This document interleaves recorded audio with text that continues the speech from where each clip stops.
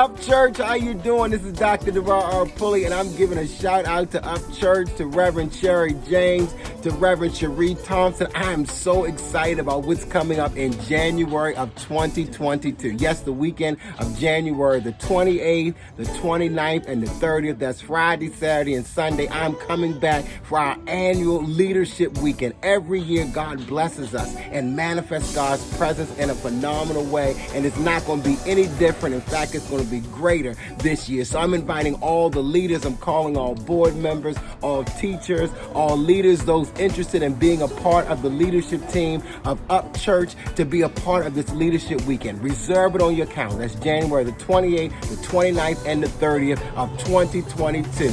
Be excited, because I am.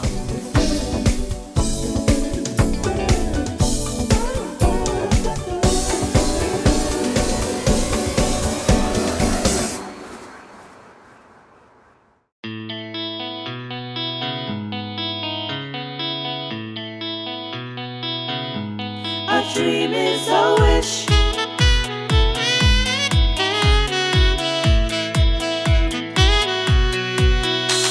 A dream is a wish your heart made when you're fast asleep. In dreams you will lose your heartache wherever you wish for you be. Have faith in your dreams, and someday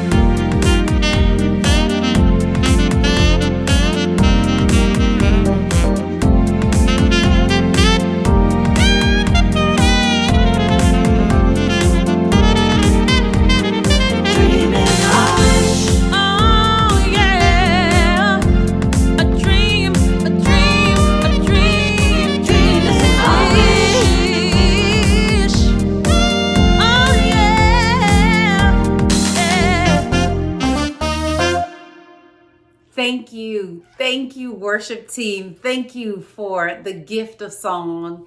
Thank you for how amazing you are.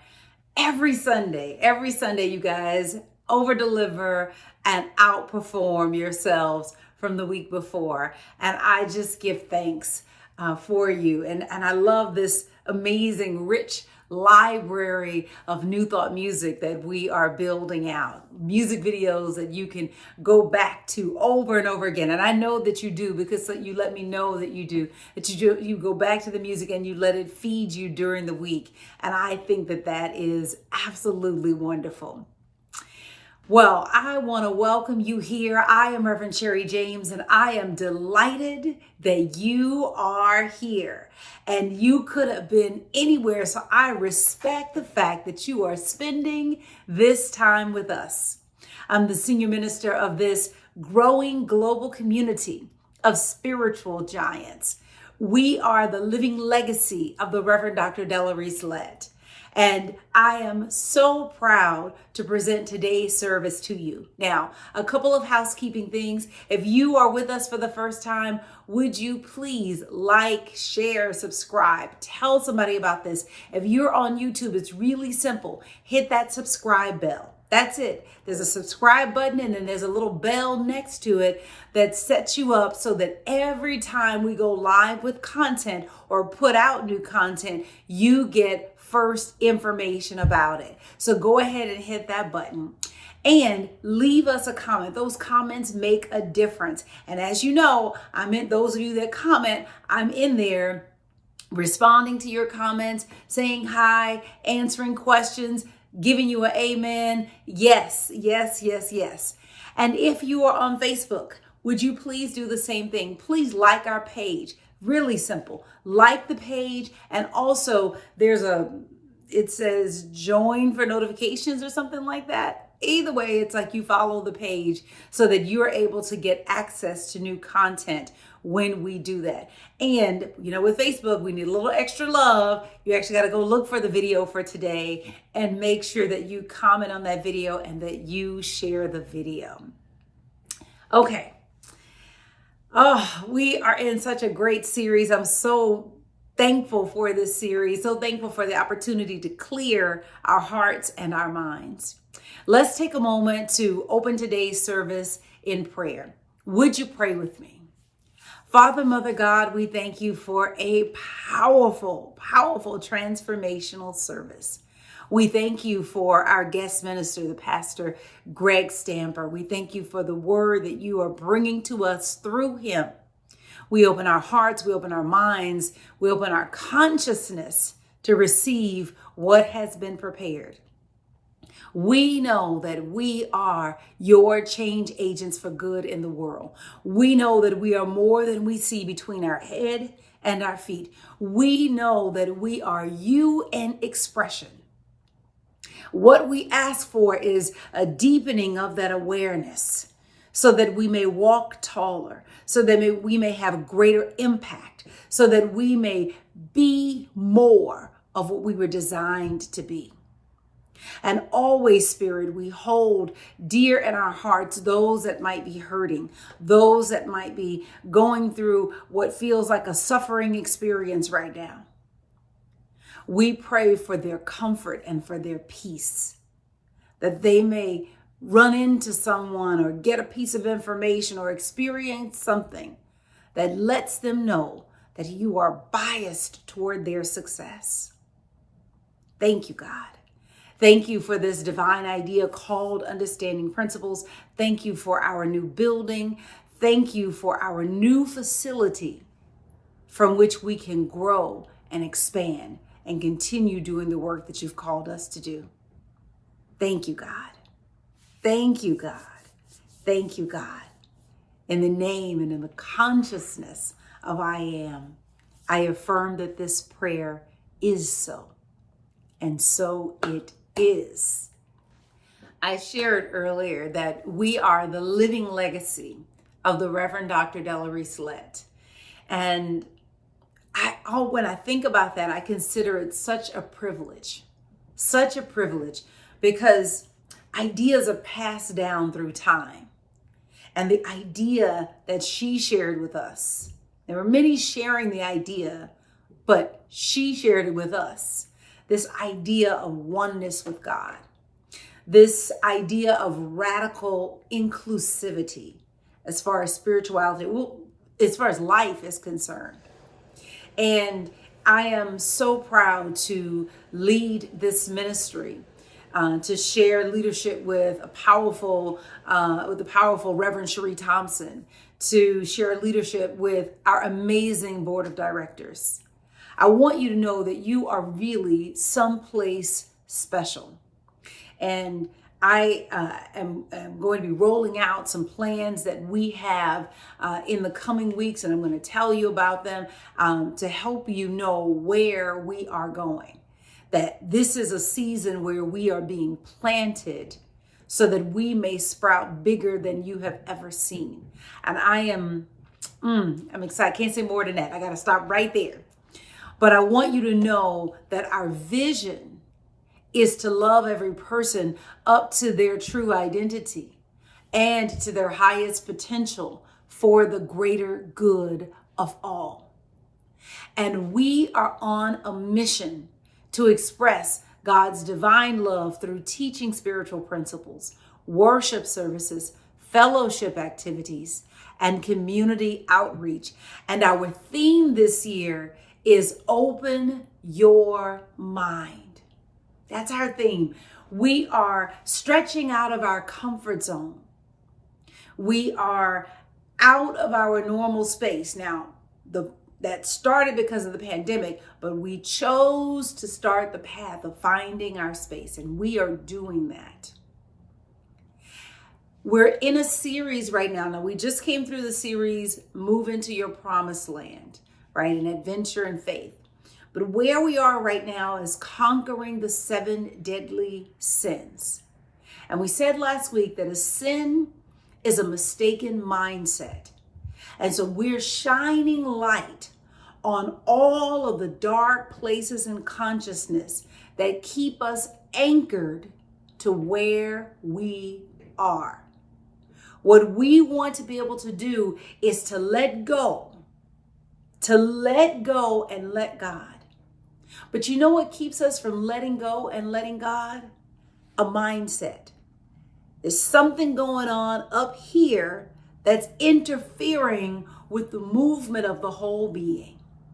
And so I brought in some amazing guest speakers, some people that I admire, that I love to learn from, to talk to us about these mindsets. And today's conversation is coming to us from Pastor Greg Stamper, who is the co-founder of Celebration Spiritual Center in Brooklyn, New York.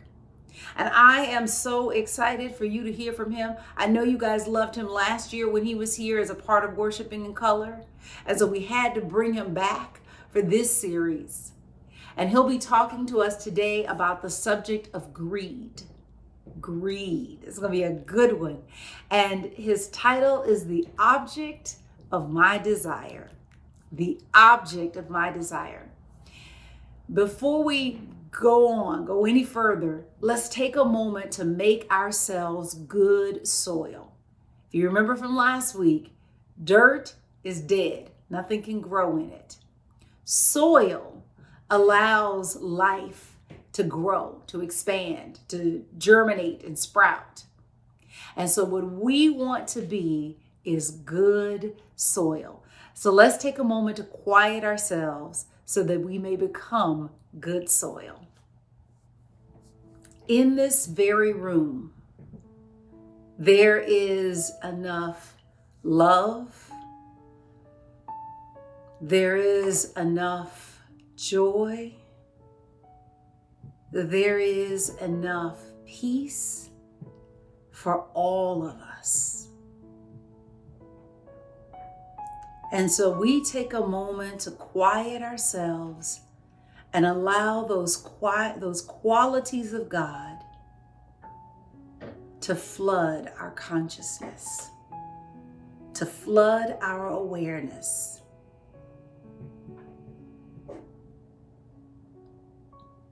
Right where we are, there is grace.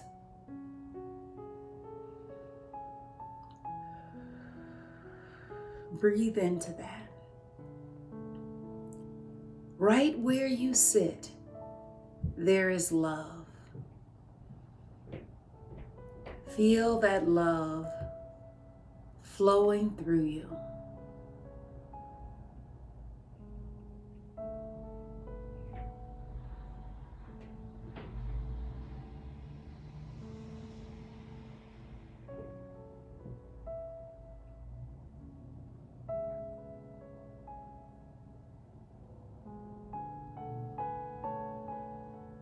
We rest in the awareness that we don't have to go anywhere to get what we need. All that we need is within us right now.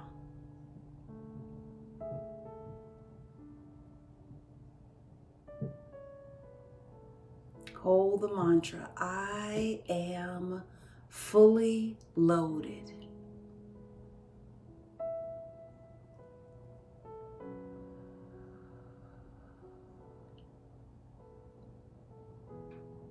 I am fully loaded.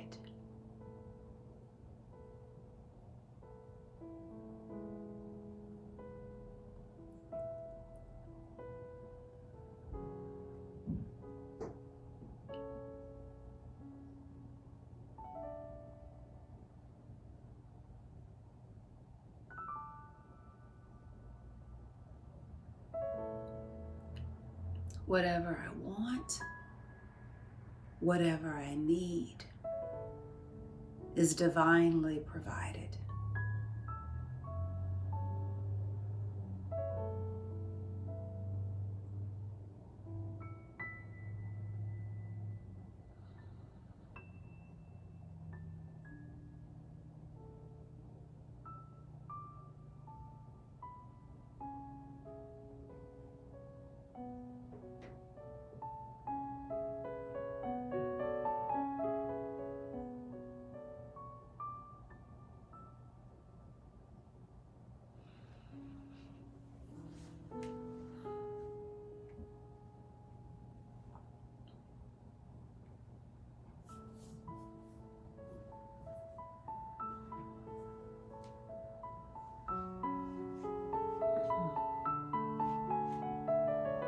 I allow myself to bask in a universe that is biased toward my success. I revel in the awareness that I am divinely supplied.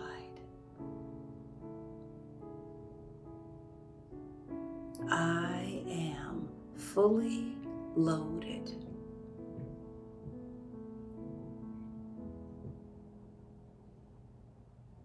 I lack nothing. All that I could ever want or need is mine.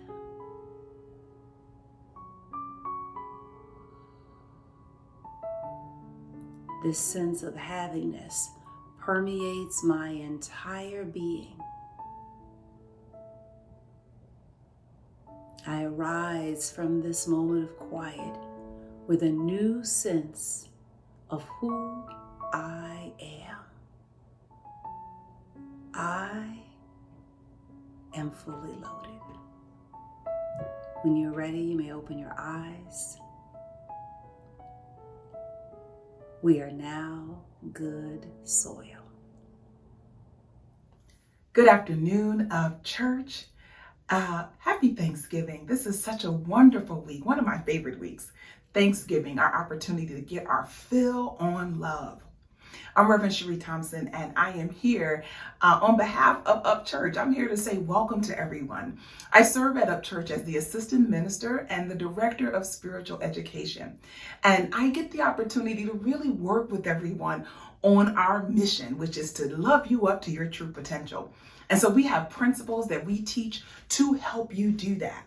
And so I'm here to invite you personally. If you are hearing this message for the first time, if you come to UPCHURCH and this maybe you've dabbed in or dabbed out a little bit, I want to invite you to join us. This is a wonderful place to plant and grow spiritually. And so I want you to open up your heart, open up your mind, and really work with God. Is this the place for me to grow?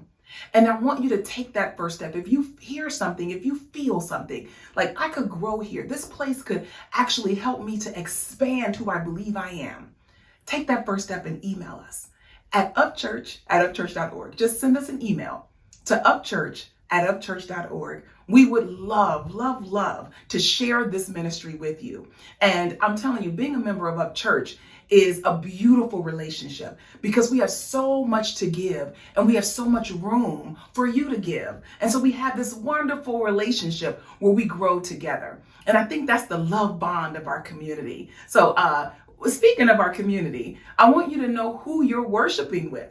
And so I'm asking everyone out there, everyone who is listening to Up Church, to this service, whether it's live while we're showing it now, or if you are watching it down the line, participate in this powerful exercise, because right now the power and presence of God is active. And so let's activate it right within us. And we do that by introducing ourselves using our spiritual name. And so the way that you do that is you put I am next to a quality of God. So go ahead and choose I am and put it next to the quality of God of your choice.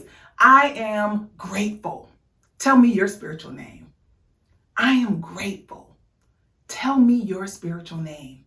I want you to go ahead and put it in the chat. You can add it to the comments. You can add it in, like I want you to write it and declare it. And then on top of that, if you aren't chatting, if you are chatting, if you're not commenting, if you are commenting, speak your name out loud. I am, and that quality of God that you've decided. I am grateful. Tell me, what's your spiritual name? It's such a wonderful way for us to activate and to enliven the power and presence of God within us. And it's wonderful to know the community that you are worshiping with. Thank you so much for participating in our fellowship moment. I'm grateful to be here with you. I'm going to turn the service over. It's time for our daily inspiration for better living. Now, I've said this before, but it bears repeating that the daily inspiration is a powerful publication. We believe strongly in you having a daily spiritual practice. And a book like the Daily Inspiration is a great tool for you to use each and every day just to connect you to the truth.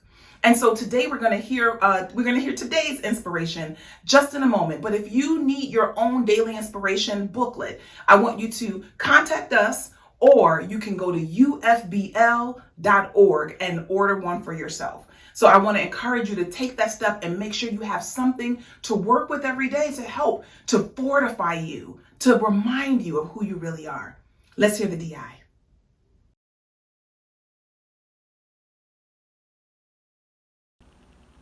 Go answer your call. What would it take for you to do what you love, even when the world says you won't make money doing it? Whomever God calls, God equips. And just in case you didn't know, God calls everyone. Everyone is uniquely called. Even when your call seems to be the same, it expresses differently through each of us because of our unique understanding and consciousness. There is something important that you're here to do, and it is your assignment.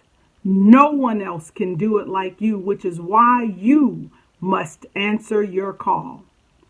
Quit running away, because there is no spot where the presence and power of God is not.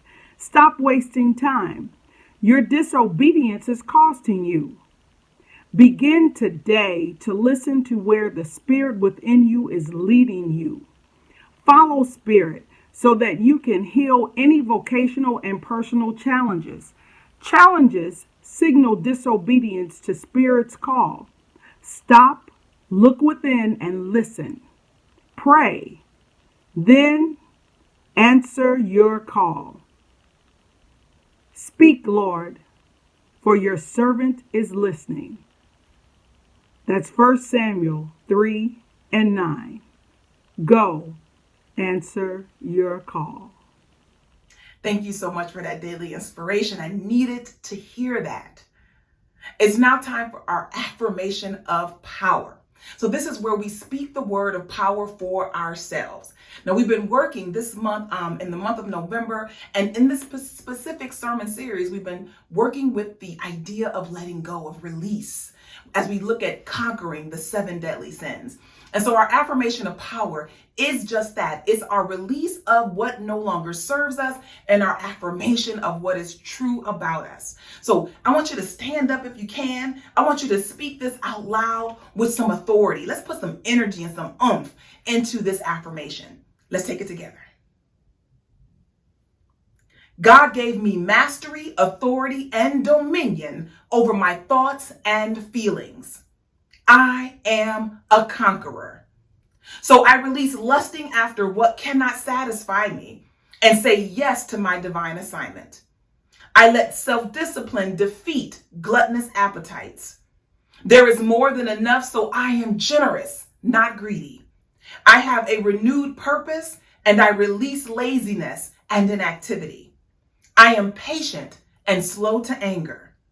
My heart is filled with gratitude, so I have no room for envy. I am one with God and all people, so I let go of boastful pride that separates me. With the power of God in me, I conquer sin. I am a conqueror. And so it is. I hope you've been working with this series, the 7 deadly sins, conquering the 7 deadly sins. You can use this affirmation of power to work with you. Maybe it's just one line you really need to work with, but make sure you use these tools because this is how you change your life. Right? So first you have to have that transformation in your mind. You got to reconnect with your origin story. You got to reconnect with the power and presence of God that you're created in the image likeness of. And then you can begin to make the shifts and changes in your life. So first within and so without. I'm so grateful to be here with you today. I look forward to being with you week over week, for seeing you at our activities. I'm just grateful to be a member, to be a contributor here at UPCHURCH. God bless you. I love you. And I appreciate you being here. Thank you, Reverend Sheree. Oh, all right. We are now revved up and ready to experience what is coming next. So a couple of things. I realized I wanted to say this earlier and I didn't get a chance to, so I want to put it here now. We have part of what we're doing, and we have these guest speakers that are coming, is that we're getting ready for 2022.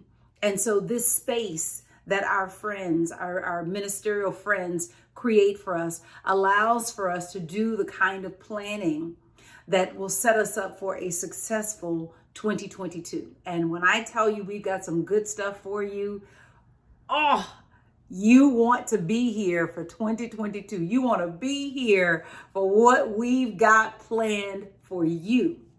Now, one of the biggest things, and this is the kickoff, and it's the last weekend in January, and I really want to take a moment to plug it right here because I want you to be a part of it. This is our ministry development weekend.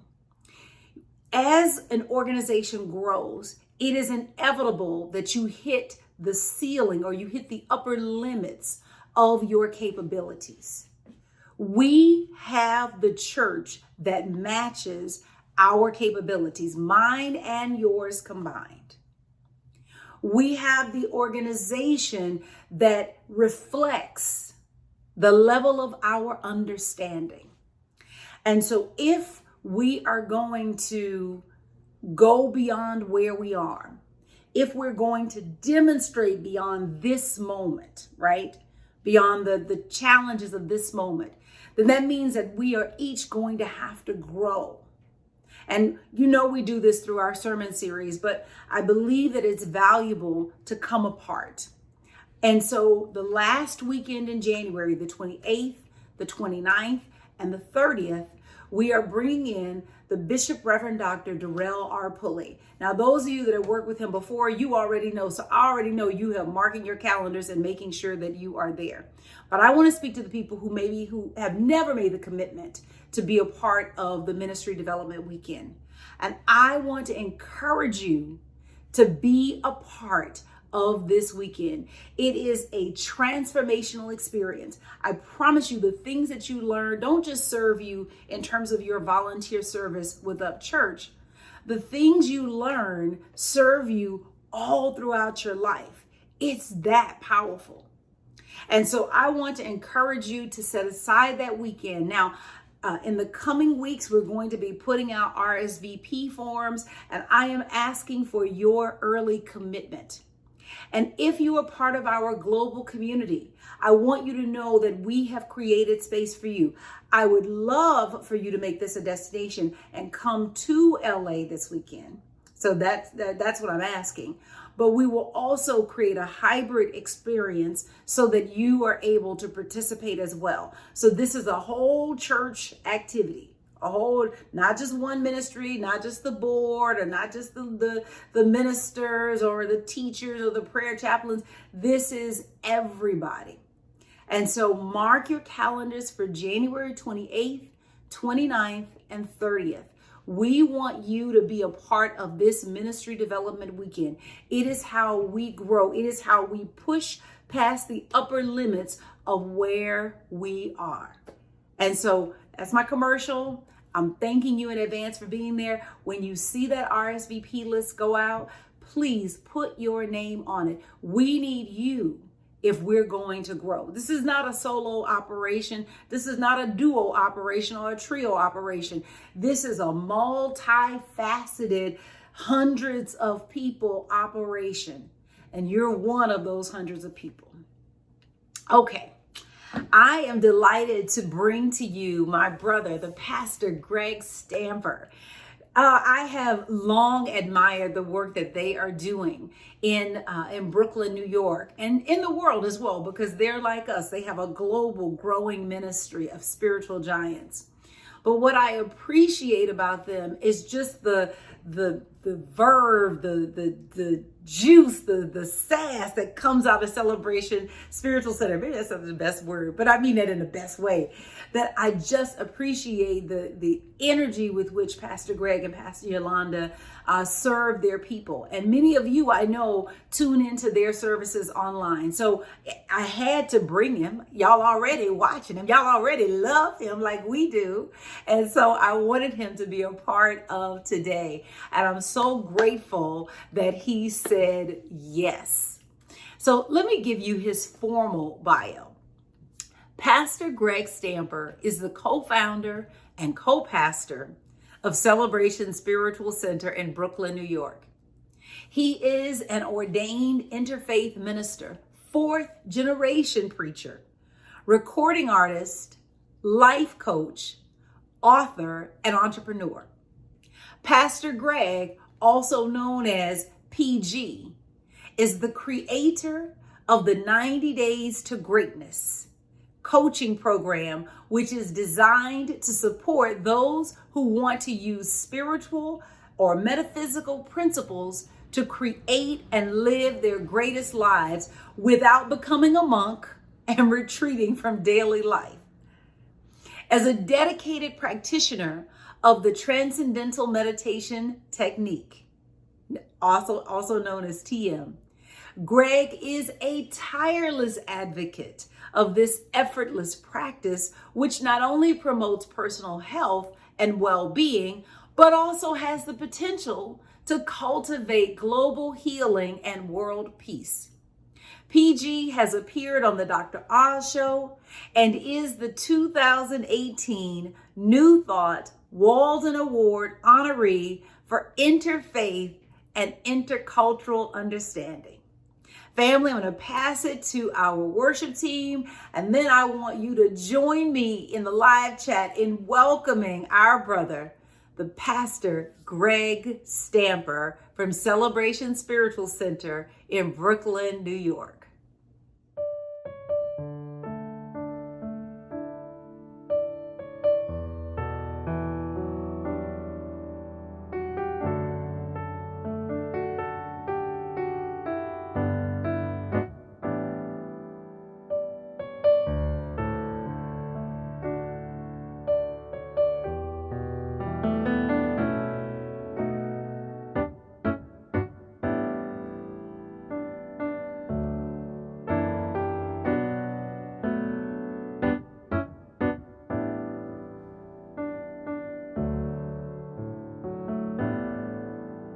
I'm tired of the guilt that brings me pain.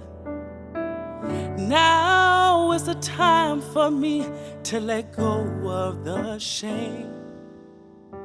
My past behind me, I see anew. I'm ready for my change. I'm ready for my change. I forgive me. I forgive me. Everything that I've been holding on, I let go. I surrender.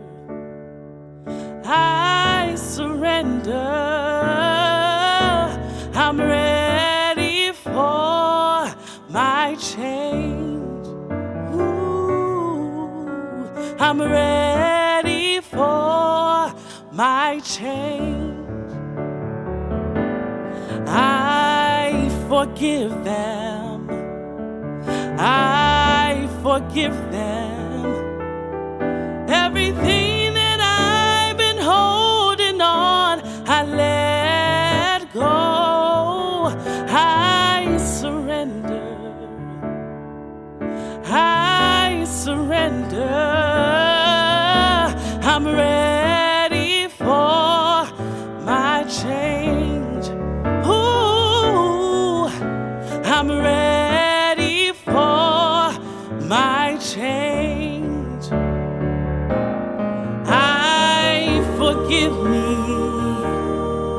I forgive me. Everything that I've been holding on, I let go.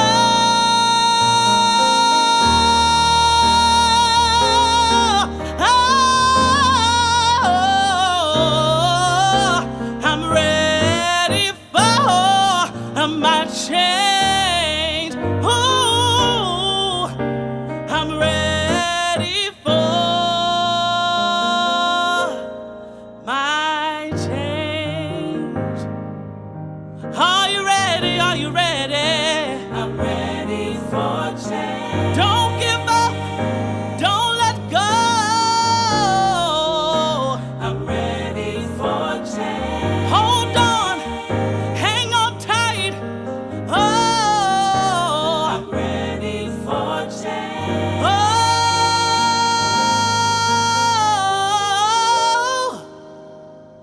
I'm ready for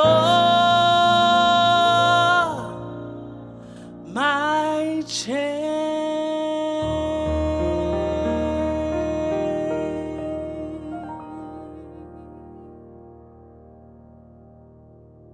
Good morning, good afternoon, good evening, whatever time you find yourself in this moment watching this video. It is a good time, it is a good day, and I'm so happy to be here with each and every one of you. I send you love and I bring you greetings from the amazing city of Brooklyn. We spread love always. It is the Brooklyn way. I send you love and greetings from Celebration Spiritual Center, from myself, Pastor Yolanda, and the CSC family. It is good to be here again with my UPCHURCH family. Thank you, Reverend Sherri, for the invite again to be here with you. It was last November that we were gathered together, and I pray that you and your family and everyone is safe and well and thriving. But again, it is wonderful to just be able to be here and connect with you in this way through this powerful, beautiful gift of technology. So I don't want to waste any more time. Let's get into today's message. We know what the series is for this month, that we are looking at the 7 deadly sins, conquering the 7 deadly sins. And I've been tasked today, my word for today is to focus on greed.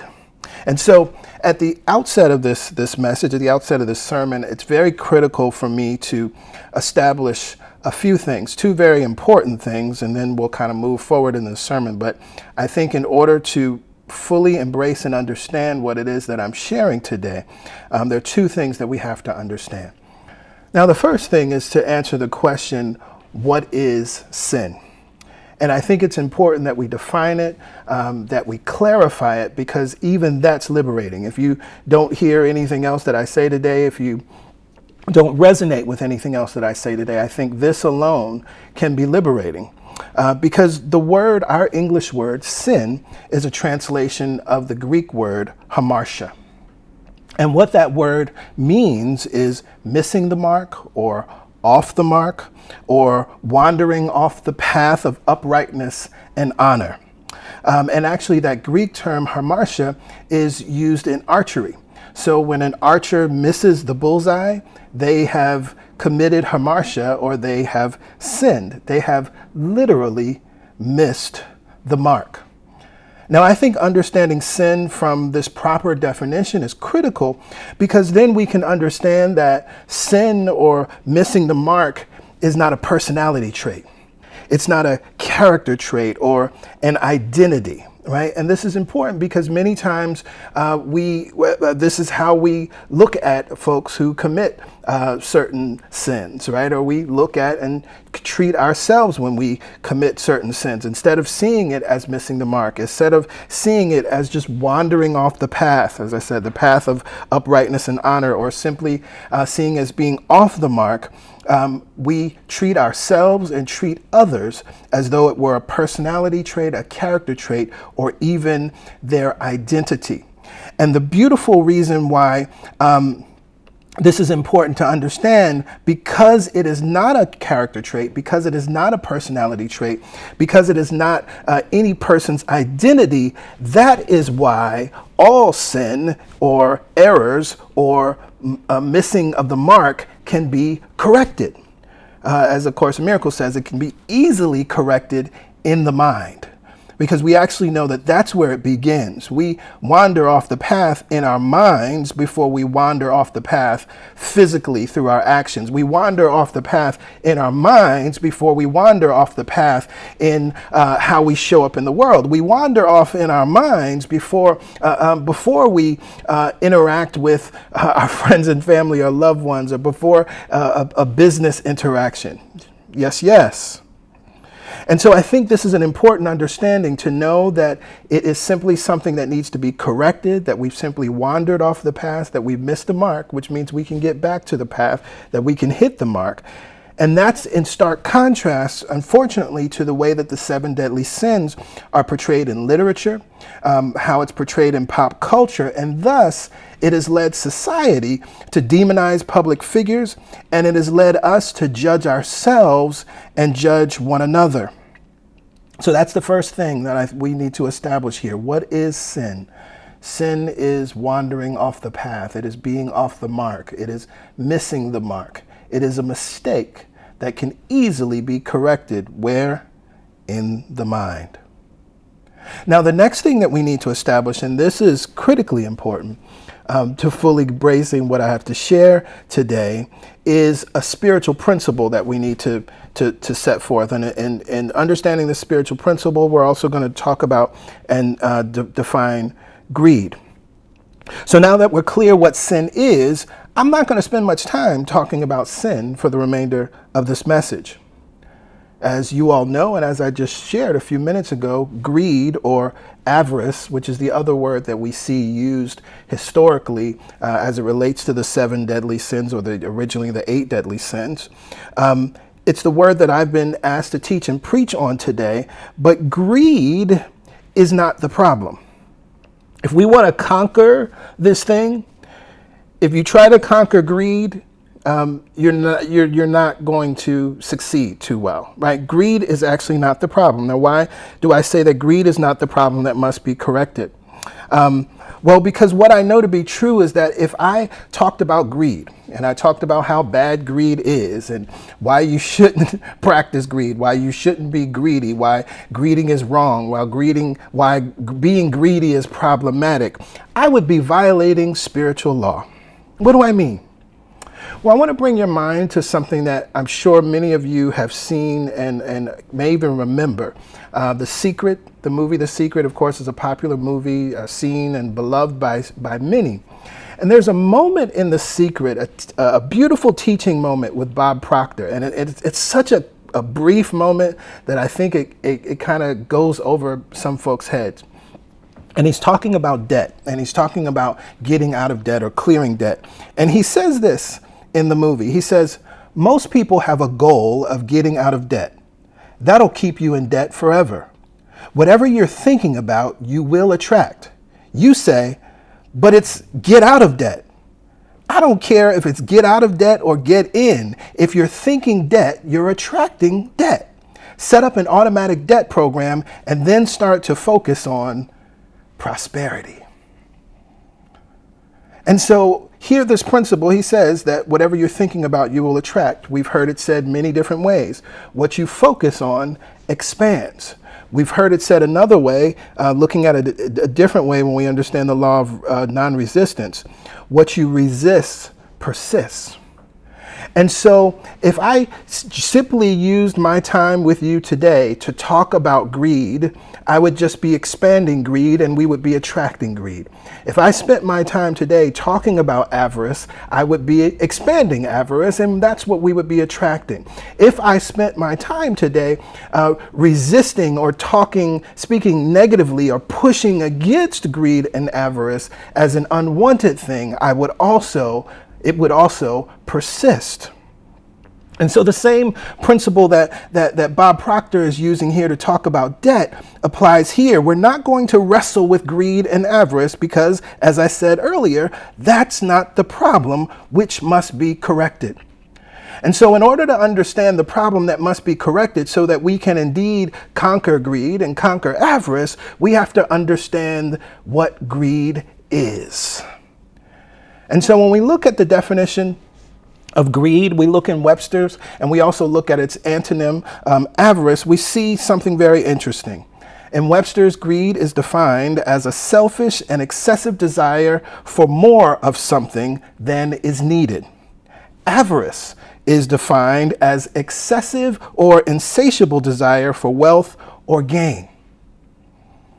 There are three words that should stick out to you. They stuck out to me. Selfish, excessive, and insatiable. A selfish and excessive desire, and avarice, an excessive or insatiable desire. And so what we begin to understand then, because we don't want to put the focus of our attention on greed. We don't want to put the focus of our attention on avarice, on this excessive, insatiable desire. But what we've come to understand, if you look at this, is that greed and avarice is actually a manifestation of an unhealthy relationship and an unhealthy understanding of desire. You hear me? I want to say that again. Greed is a manifestation of an unhealthy relationship with or an unhealthy understanding of desire. And so just like debt is a manifestation of an unhealthy relationship with or an unhealthy understanding of prosperity, and we understand, as Bob Proctor was teaching there in that beautiful moment in The Secret, that you need to put your focus on prosperity, that you have to have an understanding of prosperity, because if your focus of attention is on debt, get out of debt, get out of debt, get out of debt, you're actually going to continue that vibration. And I've seen that. Clients that I've worked with, I've supported them in clearing debt. But because their focus was on the debt, years later, what happened? They got back in debt. And so there's the recognition that you have to focus on prosperity. Similarly, we do not want to be overcome by greed, so we must put our focus on a healthy relationship with desire and a healthy understanding of desire. The remedy to greed and avarice is healthy desire. So my question to you today, what is the object of your desire? What is the object of your desire? Greed and avarice manifest when your thinking or the object of your desire is rooted in lack and limitation. Greed and avarice manifest when you don't know that we live, move, and have our being in an abundantly abundant universe that is filled to overflowing with more than enough for all. Greed and avarice manifest when the object of your desire, or rather when you don't know and don't understand that God is givingness itself. And it is always, as the scripture teaches us in Luke, always God's good pleasure to give us what? The kingdom. What is the kingdom? It's the realm of everlasting good. What is the kingdom? It is the heart of your desire. It is every good and perfect gift. What is the object of your desire? Because again, the problem that needs to be corrected is not greed. We know that all correction can only happen in the mind, because that's where missing the mark begins. And so we recognize that what we must do in mind is bring our thoughts, to bring the pattern of our thought, which is very important, the chronic thoughts, as Reverend Michael Beckwith would say. We must bring them into a continual knowing that there is more than enough. There is more than enough. That the universe has more than enough. That every need will be supplied to live abundant life. Why? Because you are a child of God. You're God's favorite child, and so is everybody else. So there's more than enough for all. I don't know if you've ever seen this meme. I was thinking about this as I was preparing the message. This meme started to pop up, particularly in the last year or so, last few years, particularly as the Black Lives Matter movement has gotten stronger, and in the last year with the calls for justice. And there's a meme that I've seen used in different ways over the past year that says, equal rights for others doesn't mean less rights for you. It's not pie. And what I understand is that the person that is manifesting greed, because greed is, again, an effect of thoughts and beliefs, believes that life is pie. Now, Thanksgiving is coming up in a couple days, and I hope you all get some pie, some sweet potato pie, some apple pie, some coconut pie, maybe pumpkin pie if that's your thing. And of course, somebody may take too many slices of pie, and so nobody else can have those slices because they ate them. Yes. But thank God that life, that the universe actually is not that way. That we live in, as I said earlier, an abundantly abundant universe that is filled to overflowing with more than enough for all. It's not pie. But when we don't understand that, and when the object of our desire is rooted in thinking that there's not enough, when the object of our desire is informed by watching the news on a constant basis that may be telling you that there's not enough, then you will inevitably, in small and possibly large ways, begin to manifest the effects. And the effect is greed. The effect is excessive desire, unhealthy desire, selfish desire. So let's talk about desire, because this is something that's very important. Something else that comes up when I work with clients is not wanting things, or thinking that it's not spiritual to want things, to desire things. I remember having a conversation with someone who was misreading Psalm 23. Because the Psalm 23 begins, "The Lord is my shepherd, I shall not want." And they were reading that text from the perspective, believing that wanting was not a good thing, right? Because if God is our shepherd, is providing for us, then we shouldn't want for things. But actually, we recognize that desire is incredibly healthy and incredibly important. So I want to give you a framing to understand what desire is, because once you understand what desire is, it will never become excessive. Once you understand the truth of what desire is, it will never become selfish and extravagant, if you will. So I was thinking about something that Napoleon Hill writes in Think and Grow Rich, a text that I love and come back to often. But there's his second chapter in the text. The chapter is entitled Desire. And he writes that desire is the starting point of all achievement. Now, if desire is the starting point of all achievement, it makes sense then that we would need to have a healthy relationship with desire. But unfortunately, again, many of us don't. Many of us were taught that we shouldn't want things, or we shouldn't want too much. Many of us have suppressed desires. This is another way that greed can show up and manifest, because we're suppressing desires. But desire in and of itself is the starting point of all achievement. Nothing is achieved, nothing is created, nothing is manifested without desire. And so when we understand that desire is the starting point of all achievement, then we read something in that chapter. There's a term he uses over and over again in this chapter. He uses the term burning desire. And I think at some point in the chapter, he describes it as a white heat of desire. If those of you who are familiar with the text, I'm sure you remember reading that. And I love that he calls it a burning desire, understanding that in order to create, in order to manifest, he goes on about talking about a definite purpose and all of these wonderful things. But we have to have a burning desire. And the term burning desire is very helpful in supporting us in understanding what desire is and putting it in a proper perspective. Because you see, understanding desire and putting it in a proper perspective, it's like, it meaning desire, is like the wood and the fire of a campfire, right? I don't know how many of you all are campers or ever done that. I'm not much of a camper, but I know people roast hot dogs and make s'mores and things like that. Maybe your fire pit, okay? It's also like, desire is like the burners on your stove.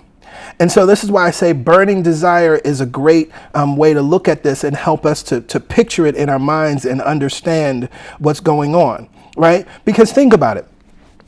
The wood and the fire of your campfire or the burners on your stove are critical to the process of cooking what you're making on top of that fire or making on top of that stove. Yes, you couldn't fry chicken if the burners weren't working, right? Whether it's gas or electric, it wouldn't work. You could put the oil in the pan. In my mind, I'm seeing like a cast iron pan. You can put the oil in the pan. You can season the chicken up right. You can put the chicken in the oil, but the oil would not be hot, and the pan would not be hot, which could not heat the oil, and then therefore the chicken would just be submerged and really drowning in oil rather than frying in the oil. Yes, right? We understand that, but we also can understand what would happen if there's too much heat. Or if there's too much fire, right? If there's too much heat, if there's too much fire, you would burn that chicken. Or if there was too much heat or too much fire, you could burn the house down. You could burn your kitchen. You could burn everything around, right? And so what is a good thing, desire, the fire, a beneficial thing, the desire, the fire, would turn into a bad thing. This is interesting because in this moment, and I do this often, my sermon titles are inspired many times by songs. And so you see the object of my desire, and I'm sure many of you are thinking of the R&B hit, but as I'm speaking now, I'm thinking about Rick James and Tina Marie, Fire and Desire, right? Because we recognize this beautiful thing. So whatever helps you to keep it in your head, right? The next time you hear that song, you're going to think about this sermon. We recognize that in this case of cooking, the heat or the fire is a good thing, is a beneficial thing, but too much of it, what does it do? It destroys everything. And then we can take it a step further, because you can ask yourself, and how would you act?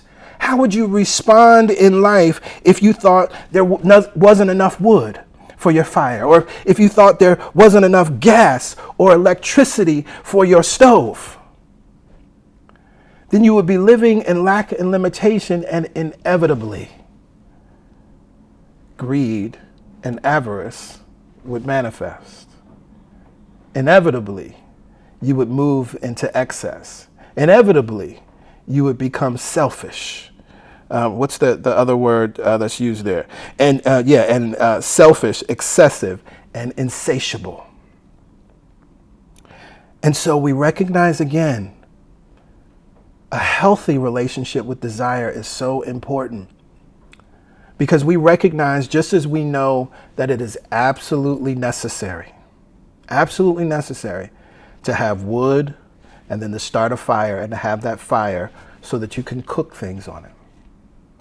The fire is not the manifestation, right? The thing that you're cooking, to go use my earlier example, we're making fried chicken, right? That's the goal. That's the thing, right? That's what we're after, right? And that's the manifestation, and that's what we're going to enjoy. But you don't get that final manifestation without desire, without the fire, without the wood, without that thing that supports you in the creation of it.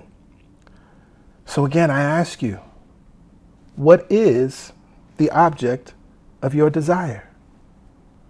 What's underneath your desire? Because see, if you want to conquer greed, if you want to conquer avarice, if you want to avoid living a life where you're selfishly excessive and living this insatiable appetite, then you got to know what's underneath your desire. You got to know what's informing your desire. You got to know what I call the thing under the thing. See, so many of us are really after a loving partner or a loving relationship because we feel empty inside. And so then that's really your thing under the thing. And so that's going to lead you maybe to do things that you aren't beneficial to you because you're not operating out of your value and out of your worth. Many of us are pursuing certain business deals or business opportunities from a place of lack and limitation, and that causes us to cut corners and compromise our integrity. What's the object of your desire? Because healthy desire leads to healthy outcomes, and those healthy outcomes benefit all. I want to leave you with this last thing because it's something powerful, and it's in Think and Grow Rich. And it's something that I think is missed, right? And something that's overlooked because unfortunately, Think and Grow Rich has been used and has justified excessive acquisition, right? It has been used to justify selfish acquisition and all of the manifestations of things that we would call greed. But there's something that Napoleon Hill wrote in the text. It's in the chapter on faith, and he's sharing what he calls the self-confidence formula. And there's a statement that he gives. It's the 5th step. And I love this sentence. It's something I quote often. He writes that we should be affirming this and speaking this out loud on a daily basis. I fully realize that no wealth or position can long endure unless built upon truth and justice. Therefore, I will engage in no transaction which does not benefit all whom it affects. Now, in this sentence, he's teaching exactly what we're talking about, because he could have written something like, I will not be greedy in my acquisition of wealth. I want to become wealthy, but I'm not going to take from someone else. I want to be wealthy, but I am not going to be like some other person that I think is bad or wrong. That's not what he did, because that would be not a violation of the law, but it would be a misuse of the law. But what he does is he speaks affirmatively about what he does want, affirmatively about what he will be. And he's inviting us to do the same thing. I fully realize, first, what am I aware of? That no wealth, no position can long endure unless it is built upon what? Truth and justice. And because I know that is true, what does he go on to say? That's why I will engage in no transaction or no interaction or no experience which does not benefit all whom it affects. Now imagine if we in our world, as we have a desire to create a world that works for everyone, if we in our world operated from that place. Again, this would be focusing on what we do want. Right? We wouldn't be talking about greed. We wouldn't be talking about avarice. We would be operating from and focusing on a healthy relationship with desire. And that healthy relationship with desire is built on recognizing that I am going to engage and make my object of desire truth, make my object of desire justice, make my object of desire a transaction that will benefit all whom it affects. The surest way to ensure that greed is not a part of your life, a manifestation of your life, an expression of your life, is to develop a healthy relationship with desire.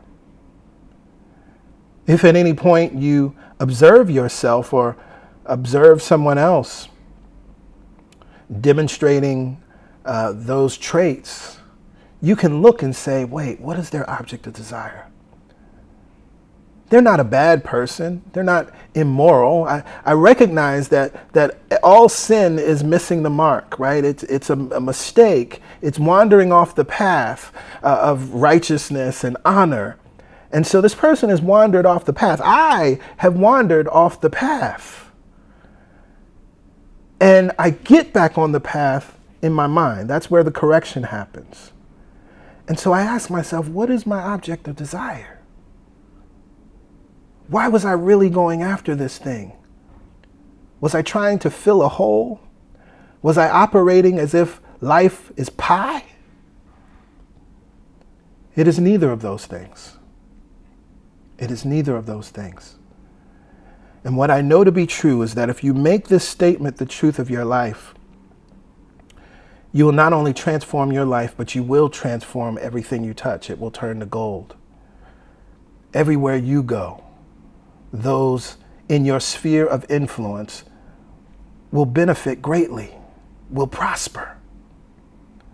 I fully realize that no wealth or position can long endure unless built upon truth and justice. So let us choose from this day forward to no longer engage in transactions that does not benefit all whom it affects, knowing that it is not up to you to make sure it benefits all, but knowing that as you are choosing to operate in the highest good for all, you know that God the good will ensure that the good happens for all, with all, through all. With that, I simply say amen, ashe, and so it is.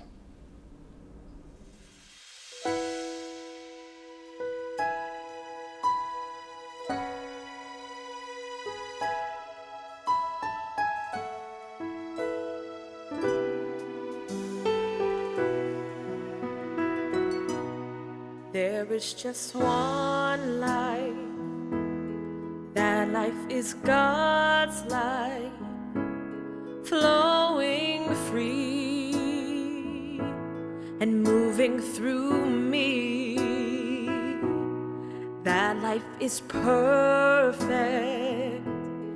That life is God's life, my life now. No limits, no bounds. The deeper and deeper I go, it's sweeter than I've ever known. Oh, I'll never stop growing, 'cause love keeps on calling me on. There's just one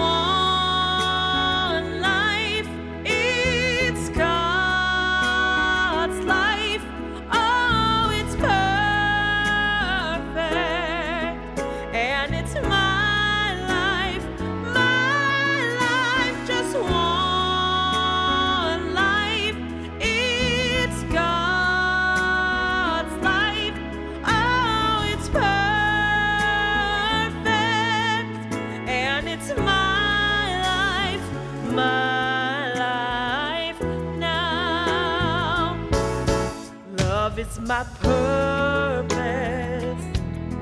freedom my birthright, joy unfolds through my very soul. It's time I claim it. Every time I feel it, God is real, the truth of me. Deeper and deeper I go. Deeper and deeper I go. Oh, He's living in my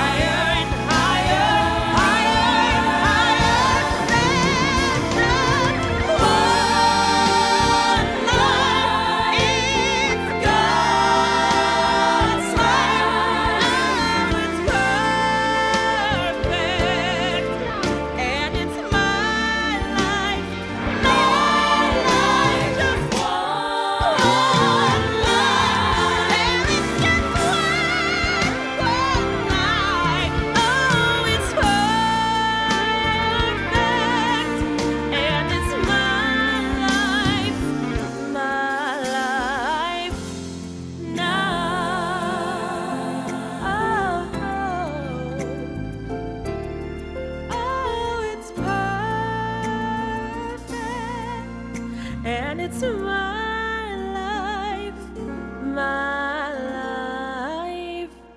now.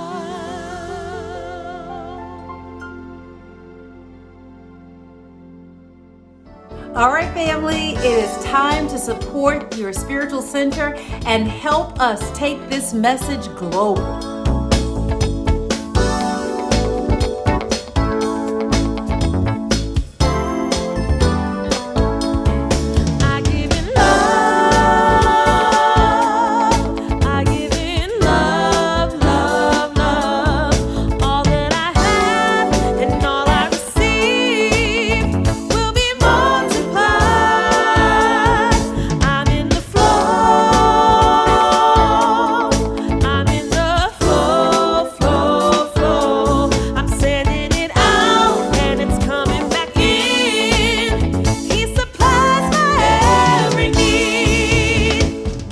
Made it so easy for you to support UpChurch. Contributions to our ministry can be made online. You can text UpChurch to 73256, or you can go to upchurch.org and click on the Give button, or you can make your gift via Cash App. Our Cash App ID is $UpChurchLA, or you can mail in your gift. And remember, we have a new mailing address, 3108 Glendale Boulevard, number 547, Los Angeles, 90039.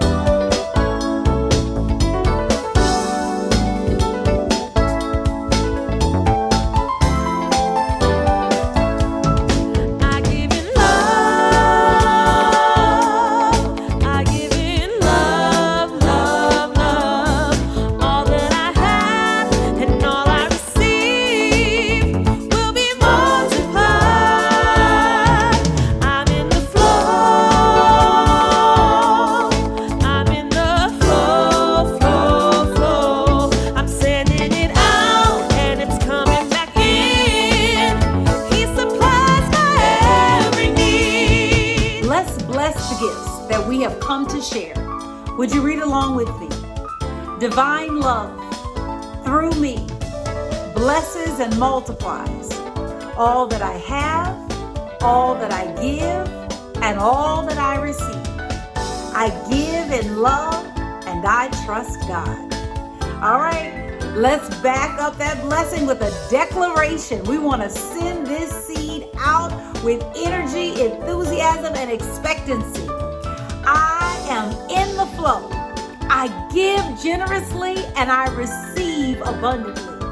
I am a massive giver and a gracious receiver.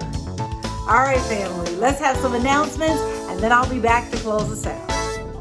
Hey, UpChurch, how you doing? This is Dr. DeVar R. Pulley, and I'm giving a shout out to UpChurch, to Reverend Sherri James, to Reverend Sheree Thompson. I am so excited about what's coming up in January of 2022. Yes, the weekend of January, the 28th, the 29th, and the 30th. That's Friday, Saturday, and Sunday. I'm coming back for our annual leadership weekend. Every year, God blesses us and manifests God's presence in a phenomenal way, and it's not going to be any different. In fact, it's going to be greater this year. So I'm inviting all the leaders. I'm calling all board members, all teachers, all leaders, those interested in being a part of the leadership team of UpChurch to be a part of this leadership weekend. Reserve it on your calendar. That's January the 28th, the 29th, and the 30th of 2022. Be excited because I am.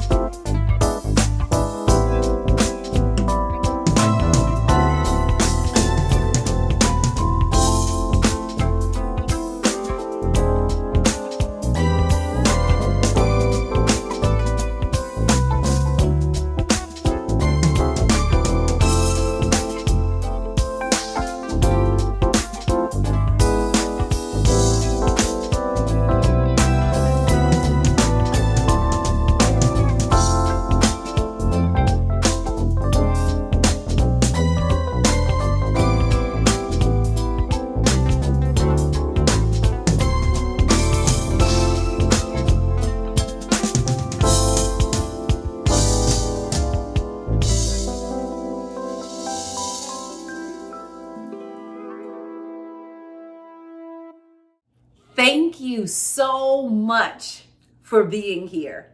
What an incredible Sunday this has been. Thank you, Pastor Greg Stamper. Thank you, Celebration Spiritual Center, for lending your pastor to us. We thank you so much for being a part of our service today. I'm so glad that you were able to stop by. I'm so glad you were able to make time. And especially if you're here in this part of the service, that means you hung around to the end. So you know I really love you. Oh, I just bless you to take what you have heard today. I bless you to take this message and put it on its feet. Remember, this teaching is great, but it only works if you work it.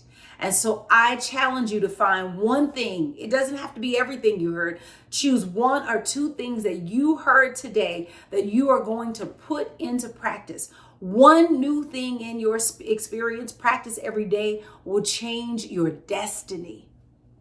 It is within your power to change your destiny, but it's not made by those big movements. It's those little bitty things that you do, those minute improvements that you make consistently over time. So go back, listen to Pastor Greg's message again. Go back, listen to the other messages from Reverend Jackie and Reverend Galen, and pick that one thing that you're going to incorporate into your experience. I bless you to be the spiritual giant that you are. I bless you to prosper. I bless you to have everything that you desire to have, whatever that is, whatever riches looks like to you, because you get to define it. I bless you to have it. You deserve it. Let's take a moment to close in prayer, say our prayer of protection. Would you read along with me? The light of God surrounds us. The love of God enfolds us. The power of God protects us. And the presence of God watches over us. Wherever we are, God is. And so it is. Have an absolutely blessed rest of your Sunday. I hope to see you in the after party. Let's go in and break down what we heard today. See you soon, family.